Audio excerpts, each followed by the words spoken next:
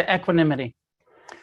To balance compassion and this prayer-like practice of wishing, may all beings be happy, may all beings be free from suffering. Sometimes when you do a lot of that wishing and that praying and that, there can develop a sense of failure of like, well, I've been praying for you. Why are you still suffering? I've been wishing, I've been sending you loving kindness. I've been sending you compassion. I've been forgiving you. How come it's not working? You ever feel that way? That sort of like, how come, is it working? And the Buddha said, we have to remember that everyone has their own karma. And that what we're doing is purifying our karma. We are training our heart, our mind to be compassionate. But your compassion isn't going to end someone else's suffering. They got to do that shit for themselves. No matter how kind, how loving, how generous, how forgiving and compassionate we become, we can't do anybody's work for them. And the equanimity, the chapter that we're on tonight, is this perspective and this understanding that we all have our own karma. We're all totally responsible for our own happiness. And just reflect on that for a moment. Do you feel totally responsible for your own happiness? One of the phrases that we use sometimes in the equanimity meditation is this reminder that happiness or unhappiness does not depend on what's happening. It depends on how we are relating, how we are responding, how we are reacting to what's happening. My happiness or unhappiness does not depend on getting what I want or losing what I want, the kind of gain and loss. Doesn't have to dictate our happiness. How do we respond to gain and loss? Pleasure and pain, right? Usually, like if you haven't trained your mind yet, when life is pleasant, you feel happy. When life is painful, feel miserable. Equanimity is understanding, I can actually learn how to respond to pain, to loss, to difficulty in such a way that I remain balanced, that I remain at ease, that I remain happy is probably the wrong word, but content, free from suffering about the pain, free from suffering about the loss, the difficulty that we're facing. So equanimity is this quality of training our mind to understand karmic responsibility. And if you really believed in, really understood karma, would it be a little bit different? Would you be a little less attached to the other people and how they're behaving? If you really saw, they're karmically responsible for all their actions. Would you be a bit more careful with your own actions? If you're really like, everything I say has karma in it. Everything I do, everything I intentionally think has karma. Karma being that there's a consequence, that the positive actions have positive results. The negative actions have a negative reverberation, negative result. Looking at Lion, thinking about PMA. And last week I talked about PMA too, the positive mental attitude. And it's such a cool thing to say, but it's so fucking hard to do. Because our minds are just not naturally positive. Is your mind naturally positive? Mine's not. Most human beings, we have a mind that tends to hate all the unpleasant stuff. What Buddhism offers us is this training, this practice of learning to stay in the positive karmic side of things. Kindness is positive. Compassion is positive. Forgiveness is positive. Generosity is positive, which is totally counterinstinctual to how we're wired, which is greed, hatred, self-centered delusion. And so we're trying to develop this positive karmic response in each situation. And it's part of what we can do. not by thinking about it, not by reading about it, but by meditating our asses off for a long period of time. Not a couple of weeks or a couple of months, not even a couple of years, but over the decades of your meditation practice, over the long period, over the years and years of training your mind, you'll develop a more consistent ability to remain positive in the midst of difficulties.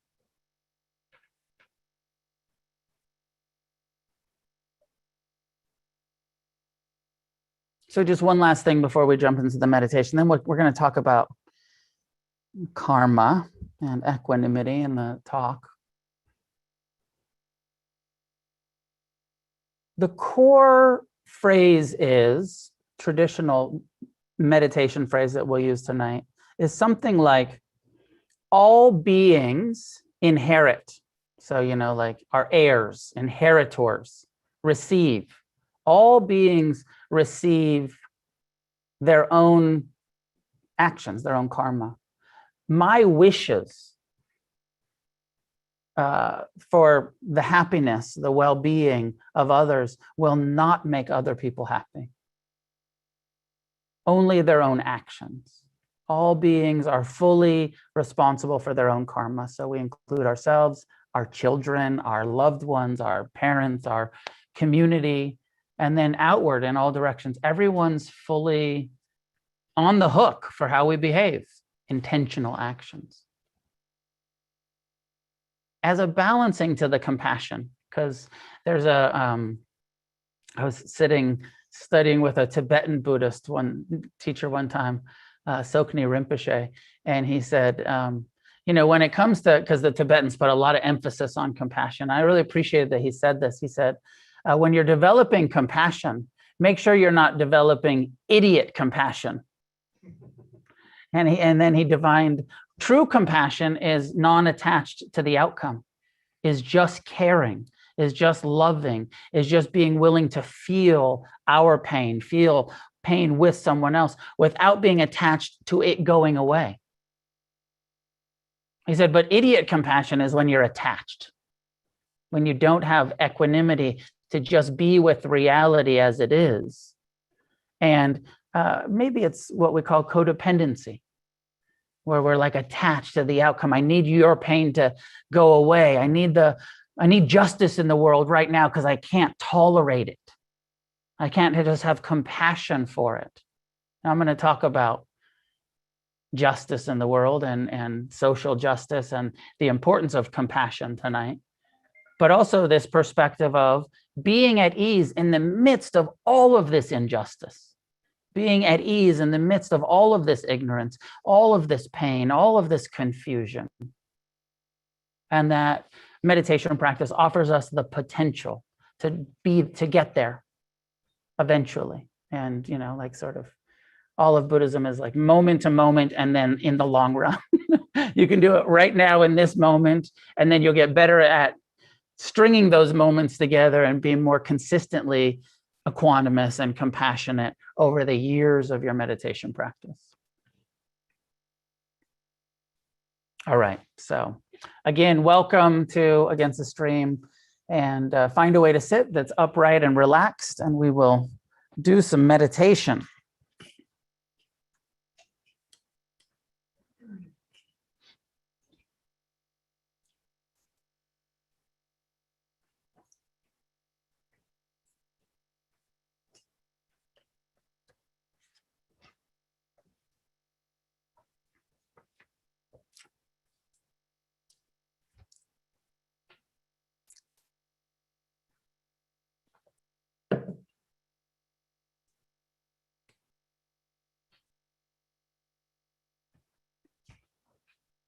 As you're ready, allowing your eyes to be closed, making any adjustments necessary to your posture.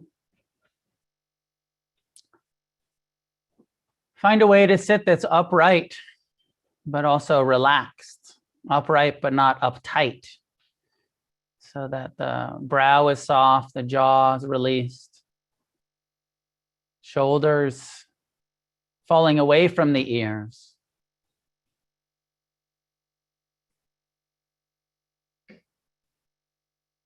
As you exhale, see if you can soften your torso, your chest, your neck, your belly. Letting go of tension, softening into the present.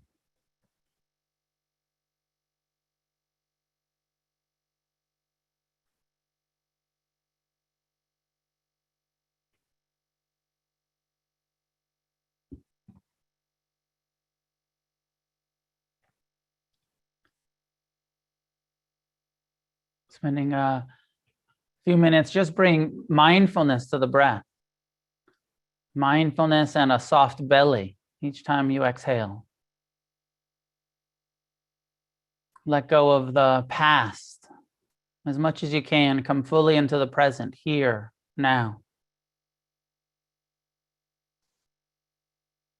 Let go of the future, all of the plans, hopes and dreams. Set them aside for now. Come back to this moment, sitting, breathing.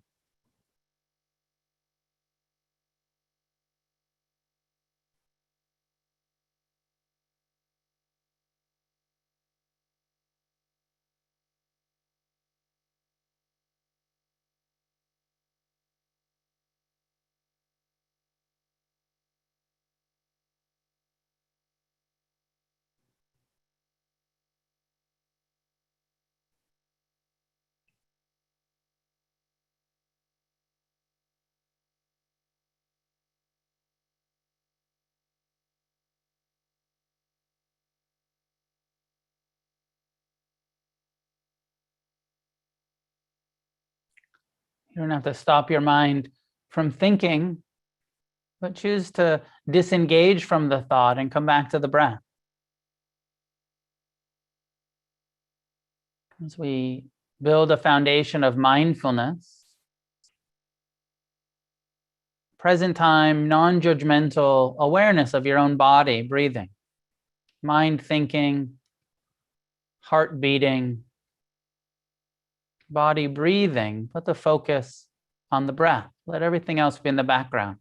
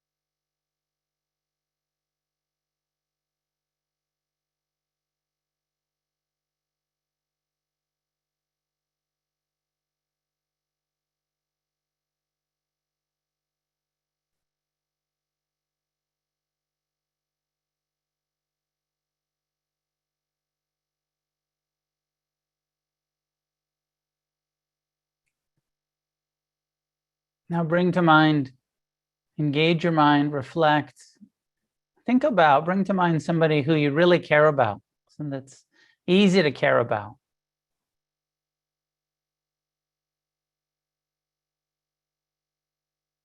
Perhaps visualize them, get a picture of them in your mind, just as though they're sitting in front of you.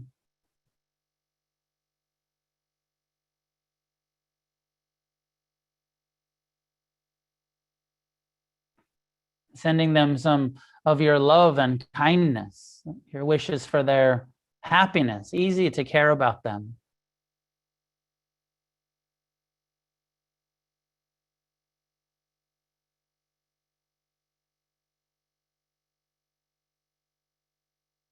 But also reflecting on the fact that just like you, they have difficulties, they have pain, they have loss. They have a human mind that is critical.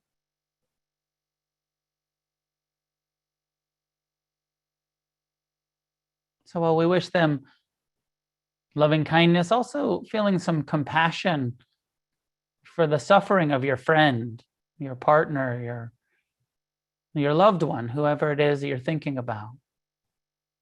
I care about you, I care about your pain. In your own heart and mind, sending them some compassion.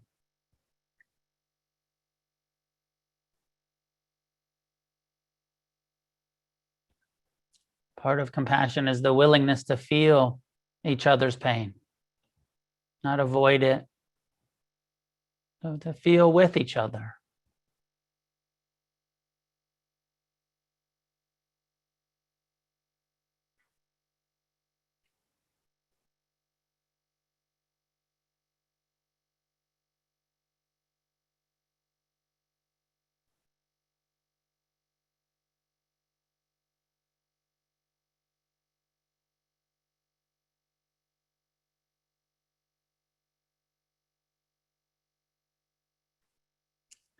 And now bring in the equanimity, the understanding that towards this loved one, our kindness, our love, our compassion will not make them happy, will not end their suffering. Saying in your own heart, I care about you. And I also understand that your happiness or unhappiness depends upon your actions, not my wishes for you.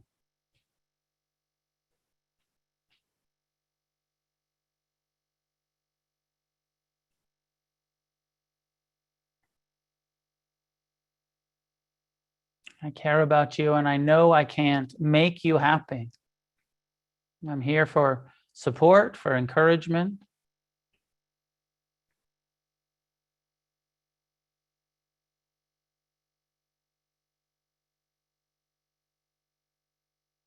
But I understand that your happiness or unhappiness is an inside job, your responsibility.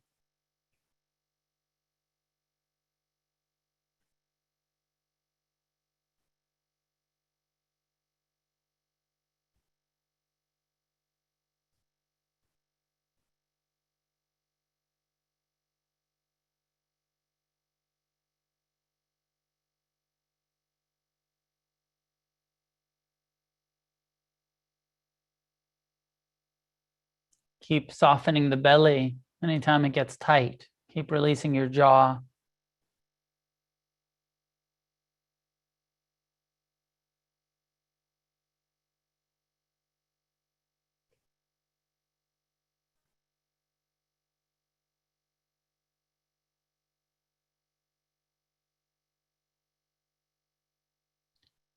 And then moving on from the loved one, the easy person to care about.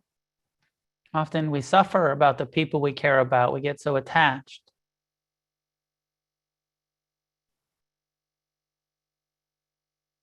We cross over from true compassion into idiot compassion, clinging, controlling, fearing.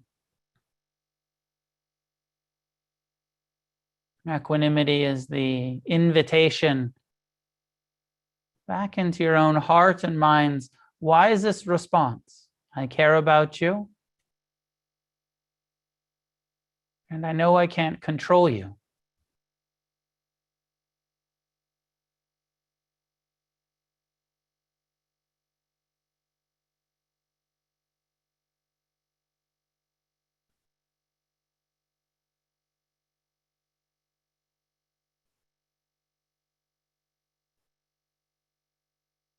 Moving on to choose somebody here tonight, somebody that you don't know so well, not your close friends, but somebody that you've seen in the room or in the Zoom meeting.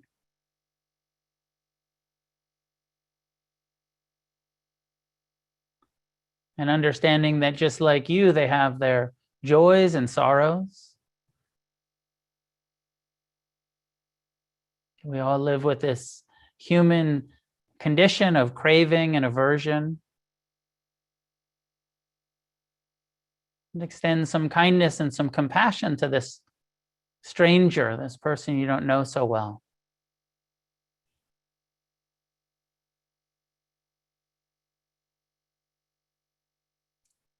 Sending them the wish for happiness. May you experience happiness. May you experience peace, ease, contentment.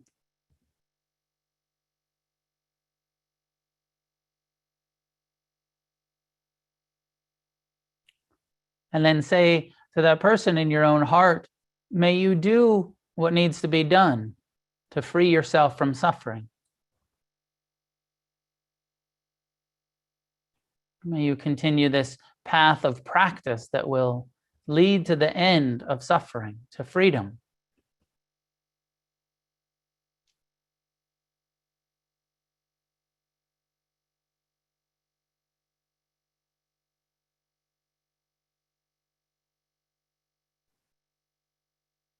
This is a embodiment of the equanimity of understanding. We all have to do our own work, our own training of heart and mind, but encouraging each other to do so.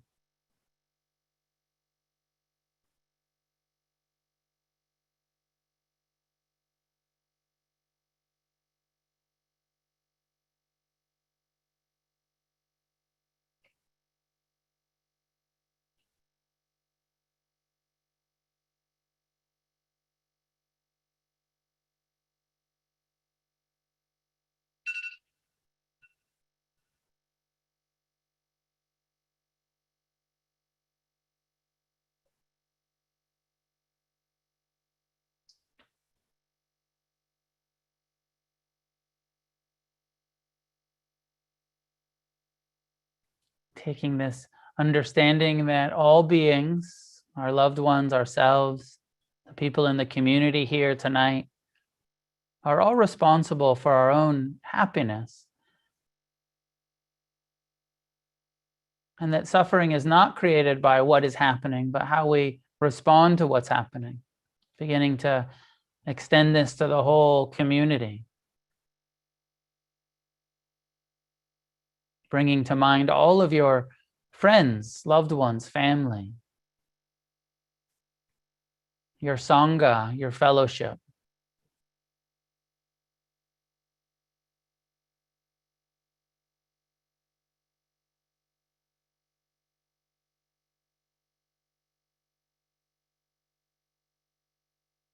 We incline our heart towards compassion, towards love and service, generosity, kindness.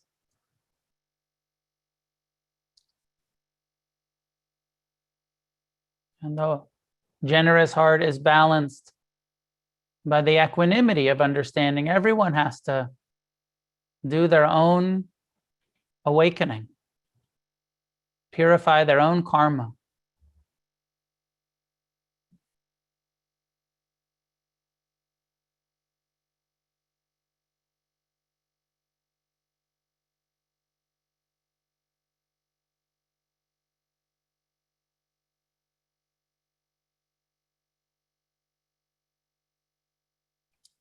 extending outward in all directions, thinking of all the human beings on this planet, billions. Every single one that is unenlightened having some suffering in their life. The first noble truth, the normalizing of suffering on this planet. We all experience it at times.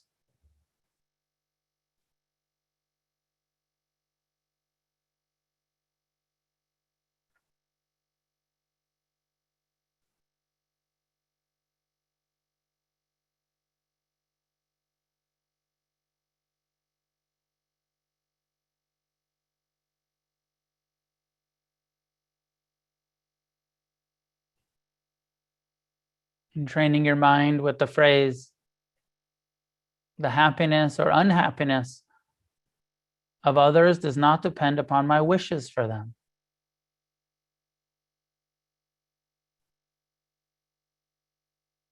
All beings are heirs to their own karma.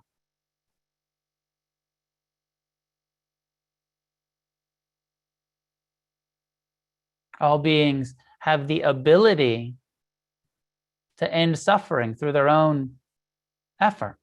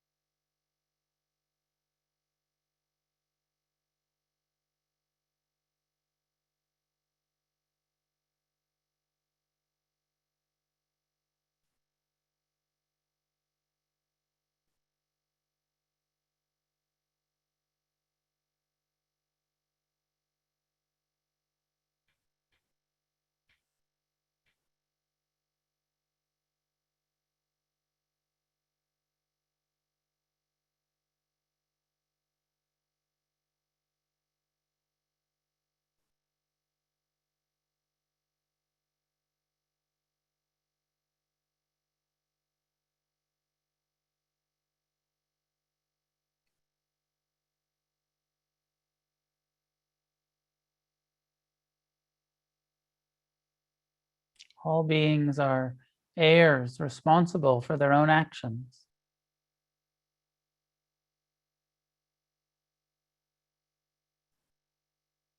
Our happiness or unhappiness is based on how we respond to what's happening,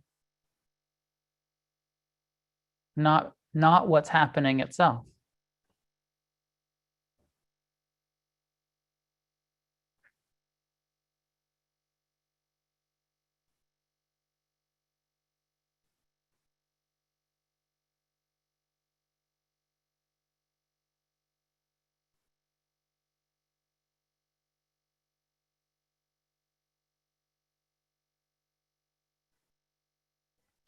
Even if you don't understand this fully, don't quite believe it yet, it's okay.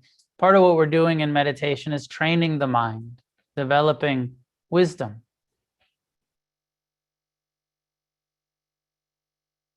Through repetition of these phrases, we create neural pathways that will lead to equanimity, balance, well-being. No longer suffering about others. We learn to accept this world just as it is. Accept each other just as we are.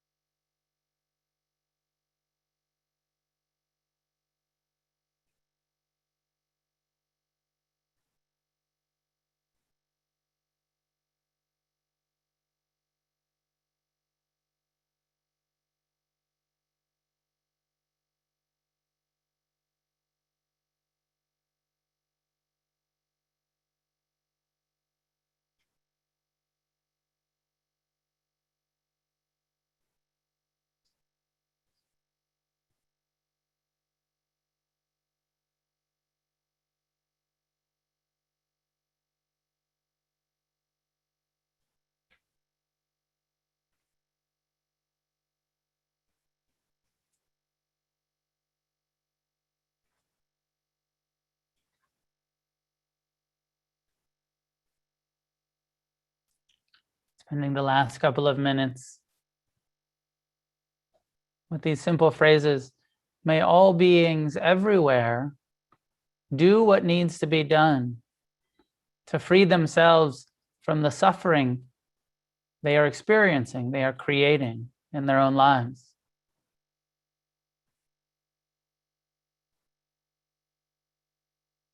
May all beings everywhere do what needs to be done to experience peace and ease, contentment and well-being.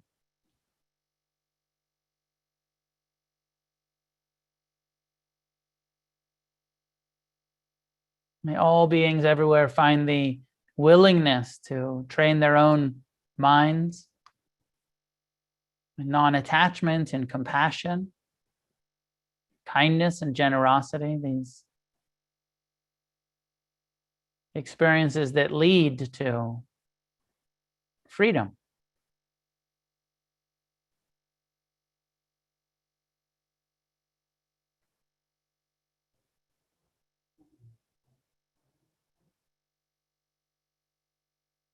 And then just return to your own breath and body. Again, softening any places where there's resistance, tension, relaxing into your own discomfort. Accepting it as much as you can, just pain.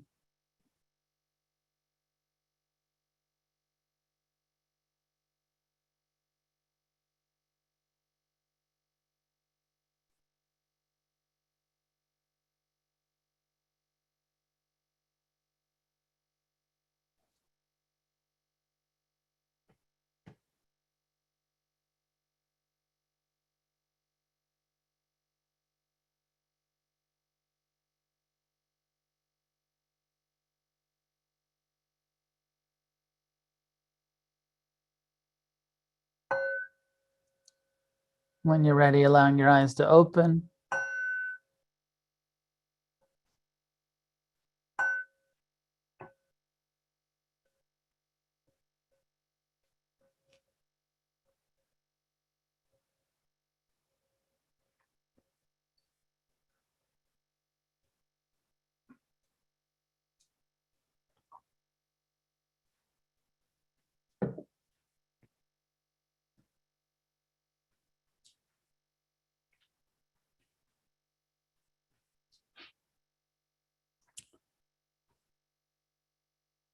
Does the perspective make sense? Have compassion, but don't get attached. Understand that everyone's responsible for their own happiness. It's on one level, and I'm going to talk about this perspective has been misused a lot, misunderstood. But on one level, I hear it as quite empowering, because also what's being said here is that everyone has the ability to end their own suffering, to create their own happiness, their own freedom. This is the Buddha's major empowerment.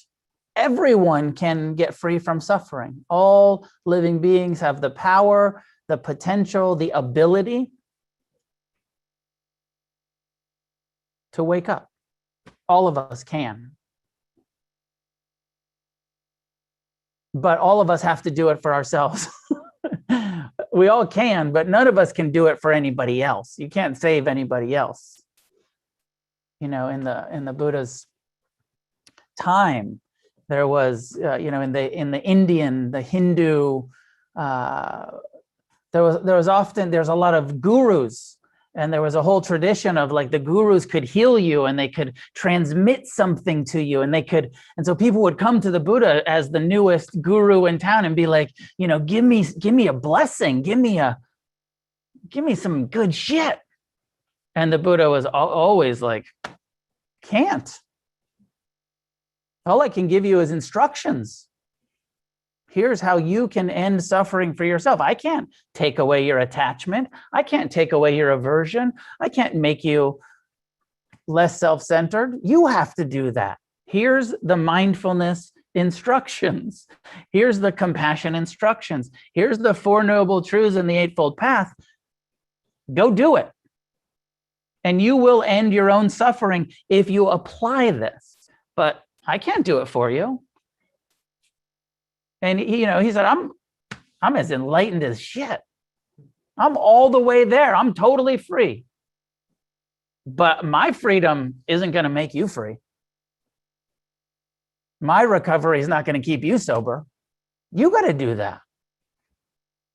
I'm here. I'll be generous. I'll be compassionate. I'll be kind. I'll be present for you. I'll support you. But you got to do the work. I like it, right? Because it's impact. On some level, it's like, ooh, I wish I could. I don't know how many of you are parents, but I know like my relationship to this teaching shifted a lot when I became a father.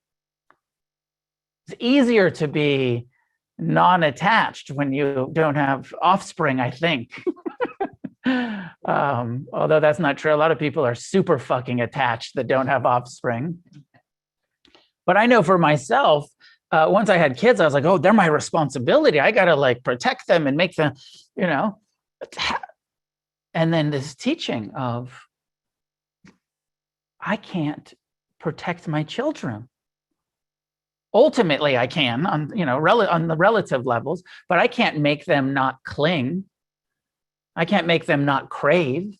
I can't make them not be self-centered assholes. Right? You can't do that for anybody else. You can model all kinds of good things and you can encourage all kinds of good things and can pass on all your neurotic shit to them.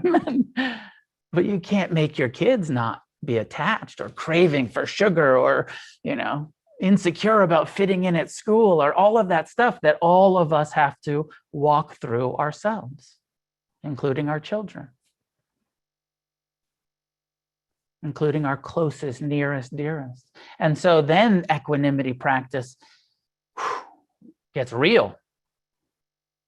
Gets really like in how do I show up in these relationships, in love, in connection, in compassion, without suffering about the reality that everyone we care about is going to keep suffering on one level or another until enlightenment, the end of suffering.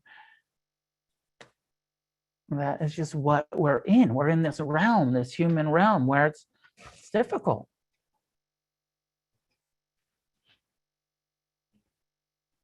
So I hope it makes sense to you. I'm going to take equanimity from another angle. The chapter I go off in the chapter about because part of what's being said in Buddhism, I don't even love doing this talk, but I'm going to do it anyways, is that if karma is reality and we are all experiencing what we're experiencing based on our own karma, and then you have to get into rebirth, reincarnation, that we're actually experiencing what we're experiencing based on the causes and conditions that we created. That thing of like, you chose your parents, hard to swallow for a lot of us. But that your karma from past lifetimes brought you into that family. You had some karma to work out with those people. Now, I want to pause a minute and say, you don't have to believe this shit, but consider the possibility. Consider the possibility that this is actually what's happening, that we're all actually playing out our own karma. Now, it's hard to, because we don't remember our past lives.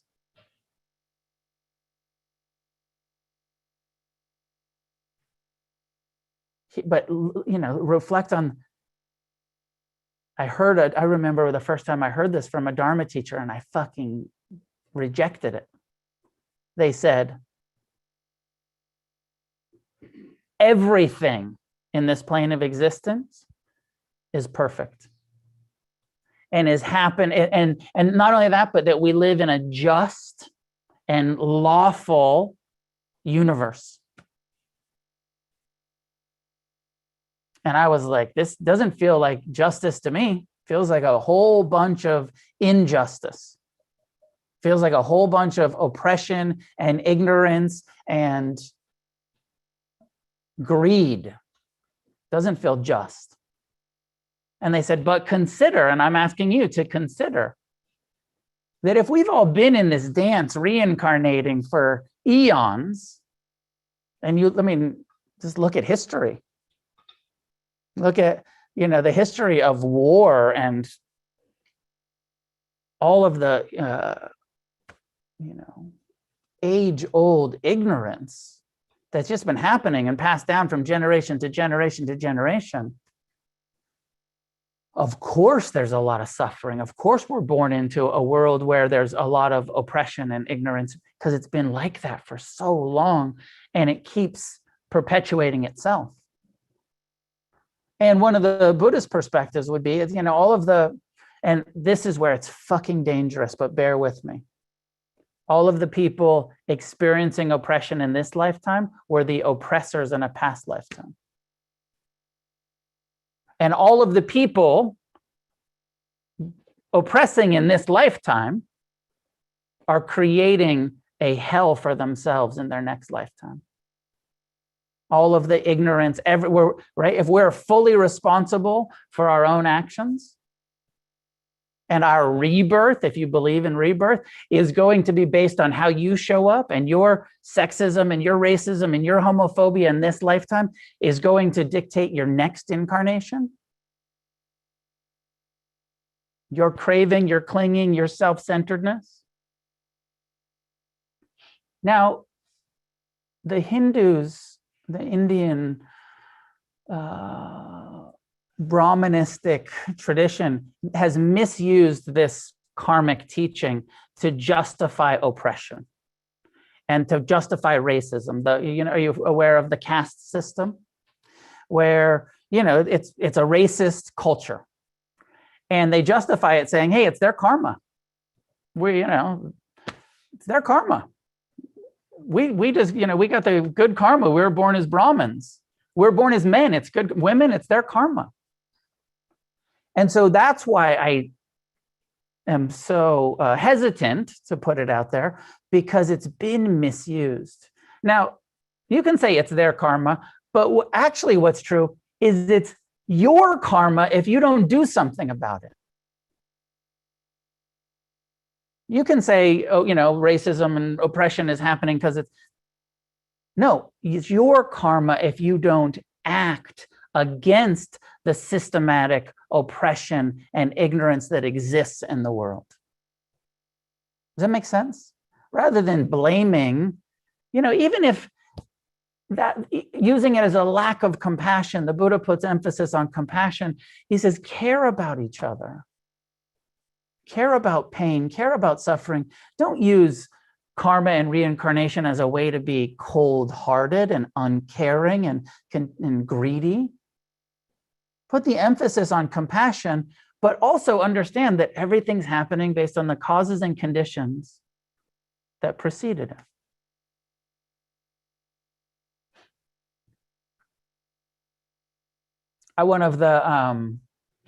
It doesn't really work this way, and but I'm gonna say some things that aren't totally true, so bear with me. But imagine, just as a thought exercise, imagine that like factory farming and all of the animals that are tortured, and that's one of the things for me. I look at this, we're like, justice. That's just all of the animals being tortured. Not even talking about the human realm, just all of the humans torturing animals. How could that ever be okay? How could any being deserve to be tortured in a factory farm?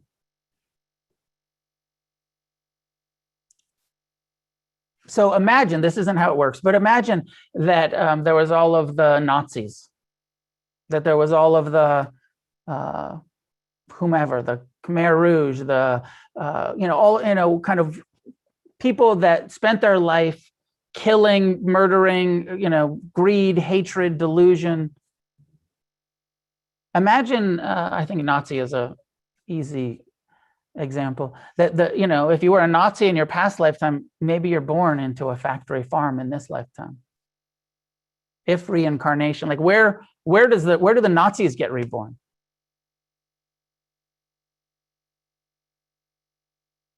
Chicken coops, factory farms?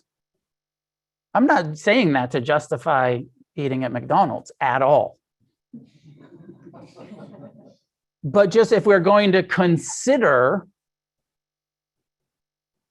rebirth and karma, and why are some beings born into things that to us look like this is terrible? The current, not only the caste system that continues to exist in India, but the caste system that is the United States of America that continues to exist, the systematic racism that we still live in. And this sort of, if we just have a materialist perspective, we're like, how is this fucking happening?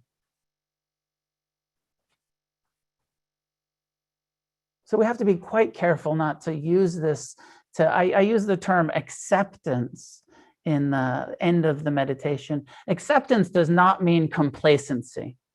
Acceptance means it's like this right now. The reality that we live in is a world of oppression. We live in this world. Animals, humans, the environment, being systematically oppressed and destroyed based on human greed, based on human hatred, ignorance. It's the reality, accepting this is where we live. The Buddha called it samsara, a realm of ignorance.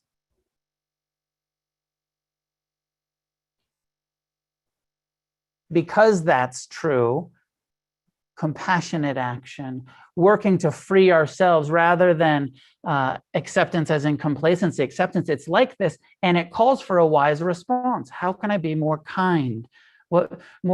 Practice more generosity, more renunciation, not participating in intentional overt racism or sexism or homophobia or environmental destruction or the factory farms or whatever it is, of saying like, I care, I want to develop care. I get that I live in a world that doesn't care much, but I want to create a positive change. Using, in the book, I characteristically, I'm on my soapbox, and I say, using karma as justification for oppression is not much different than what some Christians did in the name of the Bible to rationalize slavery, or what some fundamentalist Muslims do in the name of the Quran to justify the oppression of women, or what some Japanese Buddhists did to justify at various times and in various wars the invasion of Korea, China, the South Pacific, and the bombing of Pearl Harbor. Western religions have used God's will as their justification for gross ignorance and violent behavior for the last 2,000 years. Hindus have been using a twisted version of karma to justify the oppression of the above-mentioned caste system for more than 3,000 years, and even Buddhists have done so.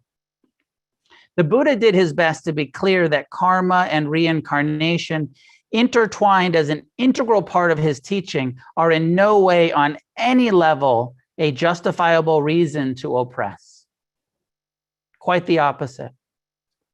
If we are all creating our destiny, and our destiny depends totally on how we act in each moment, then anytime we cause harm, we are causing harm to ourselves.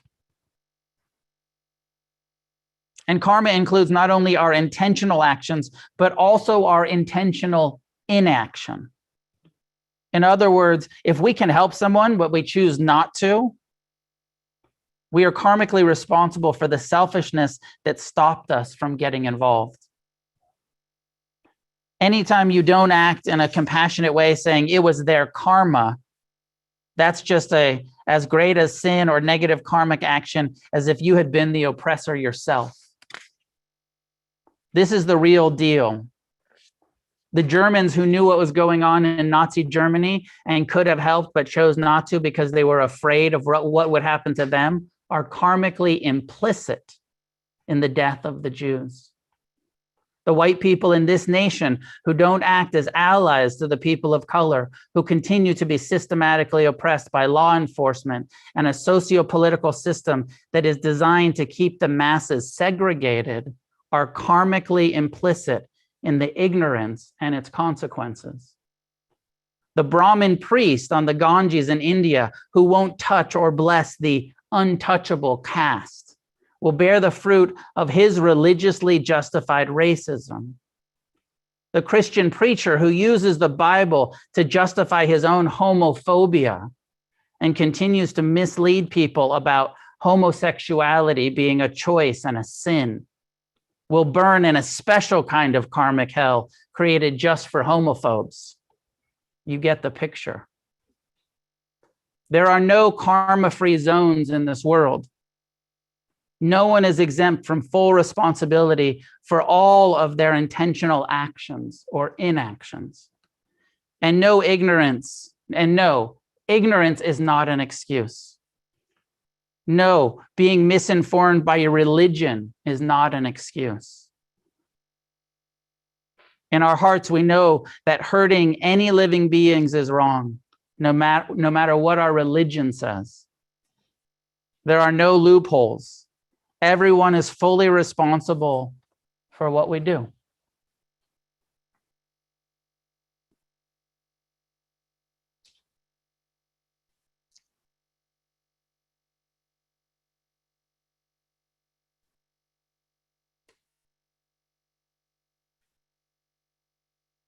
What do you think? Do you feel fully responsible? I feel like even saying it, like it's a little overwhelming. Like, oh, well, then what the fuck am I supposed to do? I want to help. I want to be a good person. But there's so much ignorance, so much confusion. I think a lot of us get a little stuck and like, how am I part of the solution? A lot of what we're doing in Buddhism is saying, I'm going to take responsibility from the inside outward, not just the social justice Instagram warriors who are meeting ignorance with hatred, but the internal development of compassion and forgiveness and love and tolerance from the inside that also becomes externalized acts of kindness and acceptance and friendliness and at times speaking out against injustice, even on Instagram, but coming from a place of love and caring, not a place of posturing and looking for likes. I want to open it up for conversation. What are your thoughts about all of this, whether you're at home, I think I have a hand raised, or in the room? Equanimity, balancing compassion, care, but don't cling. See this world as based in karma. All living beings have the power to free ourselves.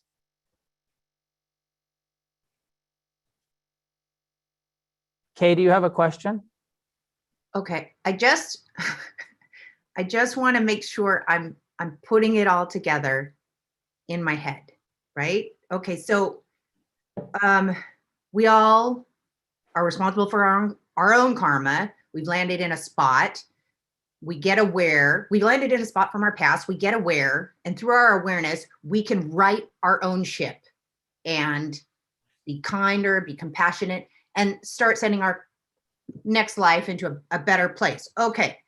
But the Nazi chicken is not, he's landed in a shitty spot. He is a Nazi chicken. He can't really right his own ship because he's a chicken. So I'm not part of the oppressive problem. I can still do my part to help the Nazi chicken, but I cannot get attached to the outcome of what happens to the Nazi chicken. Am I on point? Yes. Okay. Okay. Yes. Well, I mean, we can try not to get too attached and suffer at, like the compassion that you care about the animals, beautiful. But also seeing, I think that this happens a lot from humans that don't understand the Dharma, especially when it comes, they think like, well, this just is completely wrong. And that being is innocent. That's an innocent being, not taking into consideration that possibly that being created that incarnation for themselves in some way or another. It doesn't really work the way that I'm saying. That's why I said it's not like, well, you were a Nazi, now you're in a factory farm, or, like it doesn't quite work like that. But the conditions that preceded this incarnation were created. So still have compassion. But yeah, and you said it like, but don't get attached. Yes, don't get attached, but also have the humility to be like, and I'm totally going to get attached over and over. And I'm going to let go. And I'm going to try to be less and less attached. Okay. Thank you. Does it work for you? Does it make sense? No. It makes a lot of sense. And I don't mean to belittle it. I just had to put it in very, very a simple sort of almost a list from my own brain. But it's also okay to tell Nazi chickens to fuck off sometimes. That's good. Okay, thank you. Mocha, go ahead. I like this practice, and I've been practicing this a lot, and I believe that at the end of our lives, that all we have is our word, our honor, and our karma. And kind of like what Albert Einstein said, with every action, there's a reaction, whether it's positive or negative. And to the attachment part, I believe that, it's easier to say it than actually apply it, but just to let go and move on and have compassion, but let go and then move on. And that's what the worst outcome could be. Yeah. But like we hold on to those attachments or outcome. Yeah. Try to play the part of the outcome, and it never works out. I mean, I yes, what you're saying is the Dharma, and just kind of reminding, and you said it easier said, we all know like let go, but we're not wired to let go. Our mind, you can tell your mind to let go, and your mind tells you to go fuck yourself, right? And it just repeats the craving and the clinging so we have to train our mind, our heart to let go. Non-attachment is against our instinctual drive. Non-attachment is a skill that we develop over the years of our meditation practice of turning towards seeing impermanence. Not because sometimes if we don't truly have an intimacy with impermanence and a non-attached acceptance, then our letting go can be like suppression. Like we're putting it under I'm going to just push that over there. Rather than letting it go means you have to really let it come through and feel it. Feel the grief, feel the remorse, feel the whatever it is, the anger, the fear, and not cling to it. But letting go doesn't mean that we don't get to have to feel the consequences of our karma, of our actions. And I don't know if you've heard this from me before or not, but what you said was about, at the end of this life, like, what do we have? And you said like integrity. And there's a traditional Buddhist practice that many of us do every day. It's called the 5 daily reflections, where you say, I'm of the nature to sickness. I'm not exempt from sickness. I'm of the nature to die. I'm not exempt from death. I'm of the nature to age, not exempt from aging. This body keeps aging without my permission, just keeps doing it. I'm subject to loss. Everything that I love, everything that I cling to, everything that I hold dear, gonna lose it. Don't get to keep it. It's all impermanent. My only true possession is my karma. The only thing that we actually own. You don't get to take any of your stuff. You don't get to take any of your friends. You don't get reunited in heaven. It's all a story, right?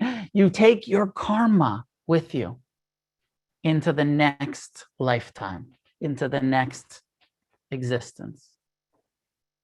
Now, I'm coming pretty hard with reincarnation perspective tonight. As I said before, you don't have to believe it. I don't totally believe it myself, to be honest. True story, I think it's probably true. And the reason I think it's probably true, I'm not like for sure this is what's happening here, but the Buddha wasn't wrong about anything else that I can tell. He was right about how mindfulness works. He was right about how we can develop compassion. I mean, I've verified in my own direct experience so much of what the guy taught by applying it. I'm like, he hasn't sent me in the wrong direction yet. I don't know about rebirth, but he said it was what's happening here. I'm not big on blind faith. I'm not big on philosophies that are comforting. But he, I kind of feel like the Dharma is, the alphabet, A to Z, and rebirth, reincarnation, this kind of, you take your karma, you create your next, is like XYZ. Like, I don't know, I'm not there yet. I don't remember past lifetimes. I'm not there yet. But A through elemental P, or wherever I'm at is true. I know it's true because I experience it. So I've got some confidence that he probably wasn't lying about this. Some Buddhists who say that want to reject reincarnation, they say it was a Hindu teaching. Like, yeah, but the Buddha rejected a lot of the Hindu teachings that he didn't like. So why would he bring this one along if he didn't think, oh, well, they were right about this? Please, Mark. Question. I don't know if this is a silly question or not.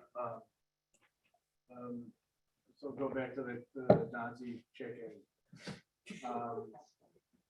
So after it's generations and generations of karma that's led them to the Nazi chicken, like how would the chicken try to reverse that? Is it just an eternity of being a Nazi chicken? Like it'd be hard for that to turn around karma. Right. Could you hear the question at home? Let me repeat it. We're still talking about the Nazi chicken, who is my fault. I'll take the blame. It's my karma. And this is a great question. It's really important, which is, okay, so somebody has, from their own past lifetimes, created this reincarnation into this hell realm of the factory farm, the whatever it is that's going on. How can they get out? The answer is yes. Karma is, so we're in this realm of impermanence. And, we progress from lifetime to lifetime through samsara that is called the realm of wandering from realm to realm. And there's 6 different realms that you can reincarnate on based on your own actions. So the human realm is one. We're all temporarily human beings. But based on your actions, you can regress into hell realms, hungry ghost realms, or animal realms. They're considered lower incarnations. Lower hell realms because it fucking hurts. Hungry ghost realms, constant craving. Hungry ghost realm is the experience of being an addict, constant craving. Animal realms, there's like, you're in the food chain and you're getting murdered all the time, and you're, afraid for, even if you don't end up in a factory farm, just out in the wild, somebody's going to eat you, and you got to eat somebody, and and then there's jealous God realms and heaven realms. So based on our own actions from this cosmology, you can take birth in these, but it's not eternal, it's temporary, it's just a birth. So that the Nazi chicken does his time, maybe he's burned off that karma and he gets another shot back in another realm, human birth. I burned it off. I did my 10 incarnations in the animal realm, and now I have the opportunity to be born into a human realm, hopefully where I'll learn the Dharma, hopefully where I'll suffer enough. Now this is right? Suffer enough, a human birth where we suffer enough to motivate us to develop compassion and wisdom. Because if you have this is what the heaven realms are. Those lives where it's like it's too easy.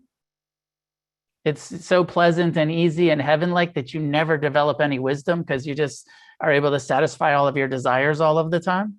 So actually, it's a blessing to have some suffering. It's the phenomena of the grateful alcoholic, right? I'm grateful that I'm an addict. I'm grateful that I'm an alcoholic because it kicked my ass enough to motivate me to meditate. And then meditation changed my whole life. Recovery changed my whole life. But if I had had one of those incarnations where I didn't suffer enough to take on a serious spiritual practice, I'd be part of the brain dead masses out there, being a consumer.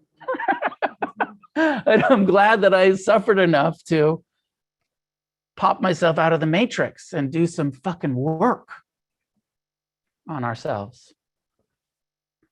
So does that make sense? Yeah. Yes, you can then, you do your time. Even if you send yourself to hell from your incarnation, and you really you don't purify your karma, you got to go do some time in hell. It's temporary. It's not like the Christian hell. It's not the eternalist, you go there forever. You got to go do a bid. And then you get out and you get another chance. The Buddha was super into second chances and reconciliation. And even if you were a Nazi, you're going to have the karma for that, but you'll get another chance. We'll accept you back into the Sangha.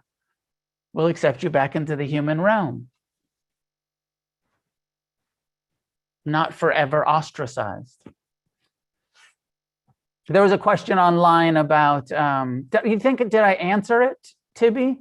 About the how in the West we think of the self is what of us is incarnated or reincarnated. You want to speak more to it? Go ahead and unmute yourself. Thanks.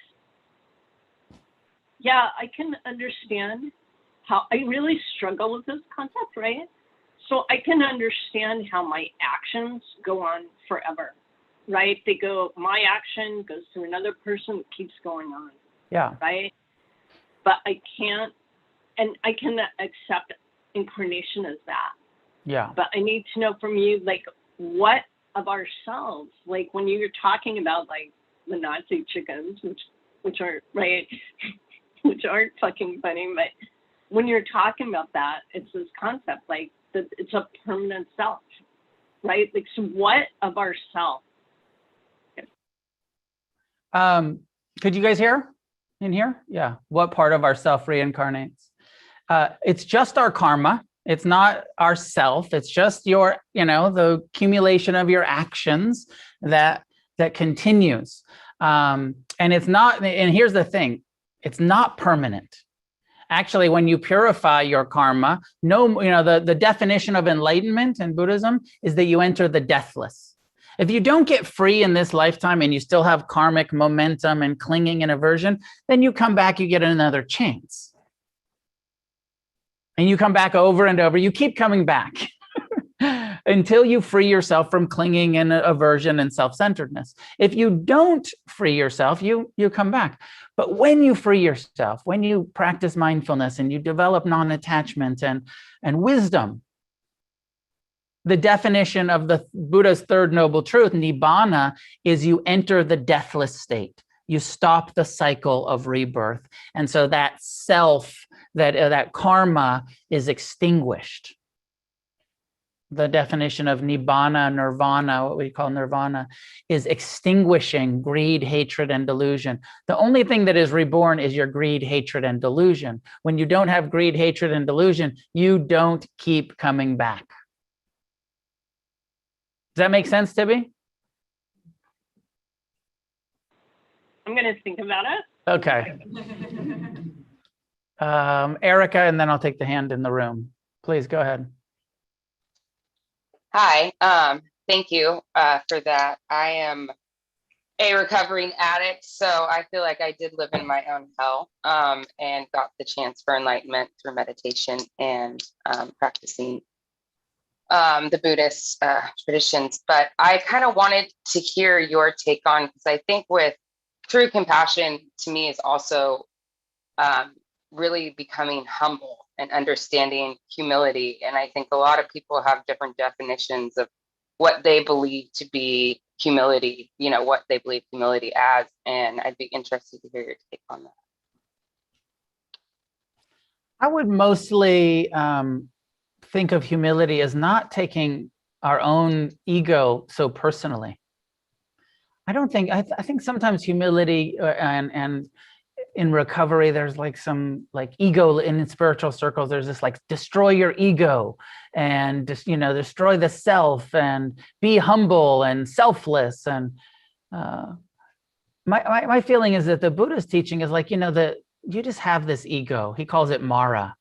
And you just learn to not take it so personal, not be so inflated by it or deflated, right? Like low self-esteem, self-hatred is as big of an ego trip as arrogance is, right? It's still that sort of I, me, mine, I'm unworthy, right? There's nothing more self-centered than somebody who hates themselves.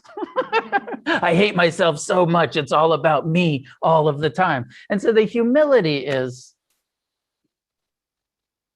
learning to not take our minds and that ego part of the mind so personally, and just seeing it as an impersonal function of this biological process of being, biological, psychological, and the kind of attitude of like, of course, oh yeah, of course I get attached, and having some humility about that. And of course I get aversive, and having some humility about that. And of course my mind gets really inflated when I get the right kind of attention.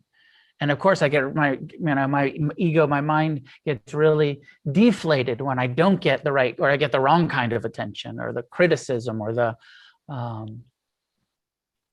don't know if this helps or works, but I want to throw it in.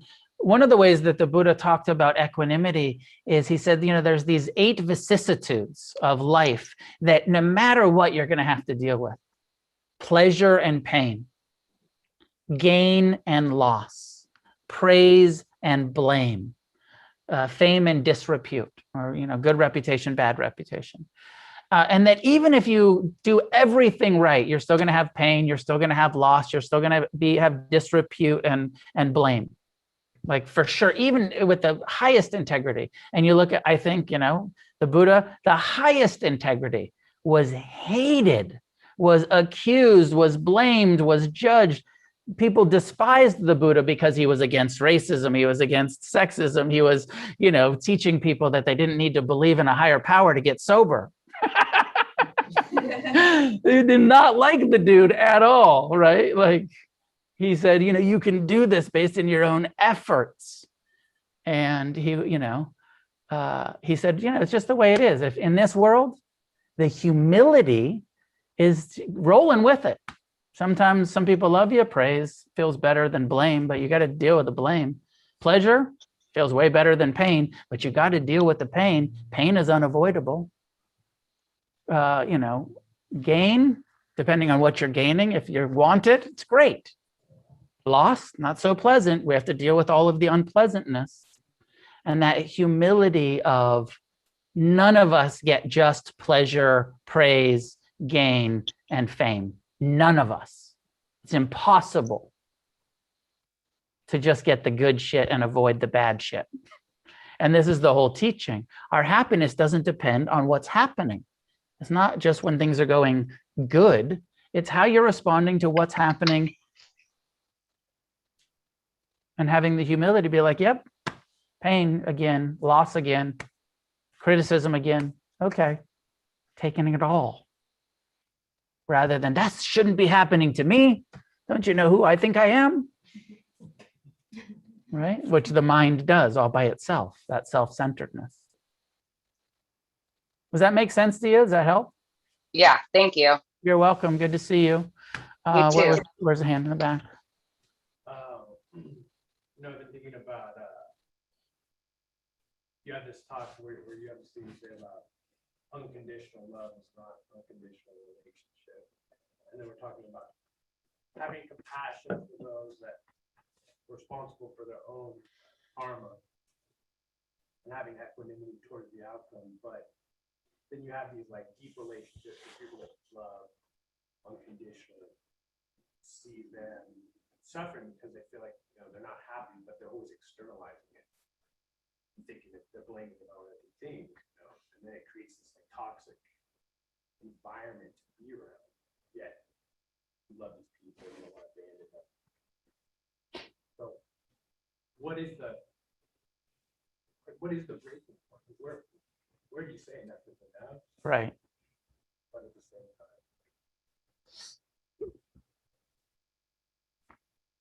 I'll try to repeat it for the folks at home. He was referring to teaching that I often give about how we can develop this unconditional love and kindness and compassion, but that also we need some boundaries. That relationships shouldn't be unconditional. If somebody's, I hate to use the word toxic because it's so over, but if somebody's just really unskillful and really unkind and dishonest, abusive, in whatever way, at what point, where's the breaking point? At what point do we say, hey, these can, because there's a danger here of if you have idiot compassion, if you're so compassionate that you become a doormat and you're like, yeah, it's okay. Like, I'm totally not taking any of this personal, but you keep hurting me. You keep lying and cheating and stealing. And at what point do we put the boundary down? And I can't answer it. Of course, I can't say, well, when it happens 17 times, that's when, keep track. 16 acts of dishonesty, you can tolerate. The 17th, that's it, right? I can't answer the question, but it's a very important question for each one of us to just to know that maybe you've probably in the talk you're referring to, it changed for me some when I realized, even if I can tolerate it because of my own practice, and I can, that actually I'm enabling them if I stay in it for too long. I'm enabling them to continue to harm themselves, their karma. Even if I can sort of take it, still it's not good. Sometimes it's the best thing for that person to say, we're done. Now, it's one of the reasons why the Buddha put so much emphasis on Sangha, develop relationship with other people, fellowship, community, people who are trying to practice. Now, it doesn't mean that our sanghas aren't super dysfunctional sometimes, and there's a bunch of lying and cheating and stealing that happens here too. But at least you would hope that in Buddhist sanghas or recovery communities, that at least people have some tools and are fucking trying. And so the Buddha put a lot of emphasis on find the other people to walk this path with that are trying to live with integrity, that have the 5 precepts, have the mindfulness, the compassion, the forgiveness practices, because you got a better chance of some healthy relationships with people on a path than with the, what he referred to, and I love this, the untrained worldlings. Right? The people who are looking to the material world for all of their happiness and aren't doing any internal work and are trying to keep you hostage for you make me happy. And of course, we can't. Hope that's helpful.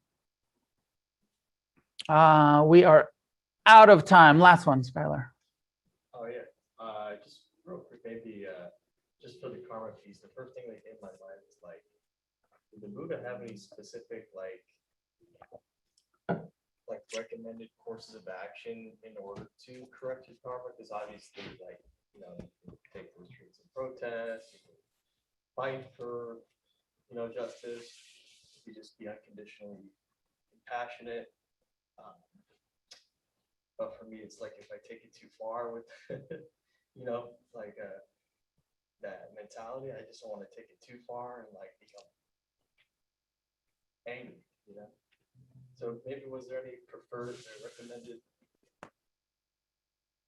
behavior that he does? Could you guys hear the question at home, or should I repeat it? Repeat? Okay.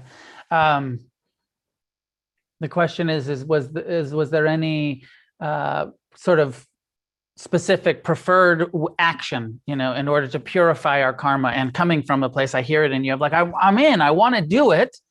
How do I do it? What's the best way to do it, right? Kind of like, how do I want to purify my karma. I want to be part of the solution. I want to, how much taking to the streets and protest is the right thing to do? And sometimes it absolutely is the right thing to do. But when you take to the streets and protest, right? When you're in a tense activism, can you go as a mindfulness practice? Can you go saying loving kindness the whole time to the cops that you're protesting against? So that you're going out there and you're really embodying the Dharma with compassion, with loving kindness, both for the, whatever cause, whether you're, Kay was asking about, like, if you're at the factory farm and you're protesting there, sending loving kindness, compassion to the animals, but also to the drivers that are bringing the animals in. If you're in the streets, for a Black Lives Matter protest, or a woman, like whatever it is that you're doing, using that as training. Okay, I'm out here, I care, I want to be part of this. I'm going to do loving kindness the whole fucking time, because it's so easy to slip into hatred, and it's so easy to slip into judgment, and so easy to slip into creating suffering rather than what you're really there for, which is, I want to be compassionately engaged against ignorance. I don't want to be I don't want to be embodying ignorance. I hate hatred. I want to fucking kill the killers, And so we know that that's not the way to go. So, and the answer is no. He didn't give any kind of specific. He said, live by the 5 precepts.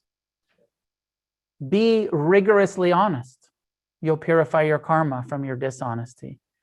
Be careful with your sexuality. You'll purify the karma from the times you weren't careful.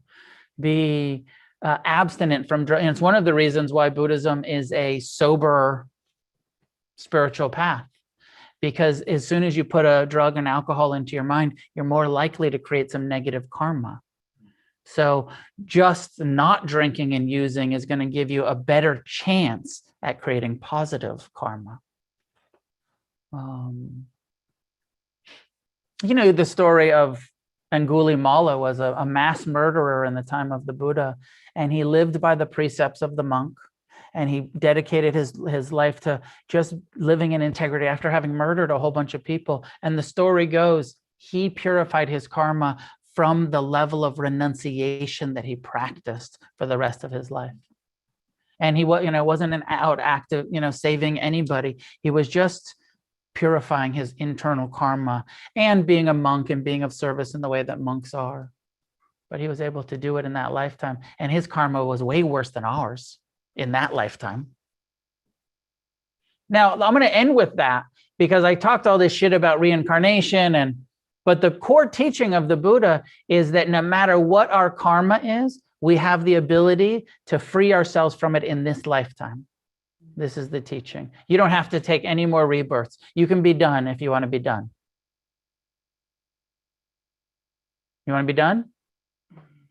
Or are you kind of attached and you sort of want to keep coming back? Then you got to go hang out with the Tibetans and take the Bodhisattva vow. A little bit of attachment. But if you really want to be done, you can be done this lifetime if you work your ass off for it. We'll leave it there. Give us your money. Donations accepted. There's a bowl on the desk if you're here. If you're at home, there's a link in the chat. We do ask for a $15 donation to support the nonprofit, to pay the rent on the meditation center. If you can give $15, please do. If you want to give more, you're welcome to give more.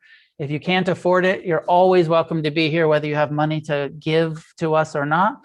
But it's good karma to give, so consider it.